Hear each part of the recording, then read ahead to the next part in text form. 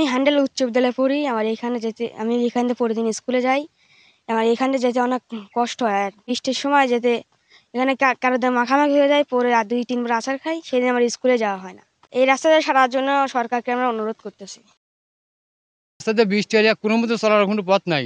অনেক Honda cycle নিয়ে এলে সব ইমুর পুহুর উমুর গাবার এসব পড়ে যাচ্ছে। আমরা নিজেই মানে এমন নাই যে এই রাস্তাটুকু পার হলে যে আমরা ২-৩ বার না পড়তেছি। বাজার করে আসা বা যাওয়া খুব আমার বিপজ্জনক হয়ে গেছে, খুব বিপজ্জনক। আমাদের এই রাস্তা খুবই খারাপ। মনে করেন যে বৃষ্টি আসলে কাদো এবং গাড়ি ঘোড়া কোনো কিছুই যেতে পারে না। ছালপাল স্কুলে যেতে পারে না। এইদিকে একটা স্কুল আছে, ছালপাল যাইতে পারে না, যদিও যায় দেখা যায় কি যে উচট লেগে পড়ে যায়।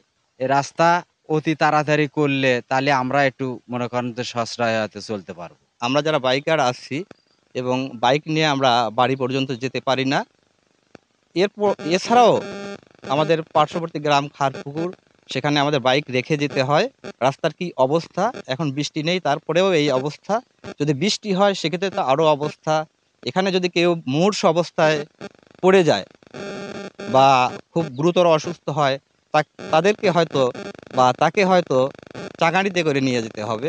এখানে ভ্যান বা অন্য কোনো যানবাহন ঢোকার মতো কোনো পরিস্থিতি নেই। যারা সংশ্লিষ্ট ঊর্ধ্বতন কর্মকর্তা বা কর্মবিন্দু আছেন, আশা করি তারা এই রাস্তার প্রতি সুনজর দেবেন। ধরাপুর গ্রামের অনেক দিন যাবৎ আমাদের রাস্তার দুর্গতি, যে দুর্গতি না বললেই নয়। প্রশাসন, হ্যাঁ, ইউনিয়ন পরিষদের কোনো কার্যক্রম আমাদের এখানে নাই।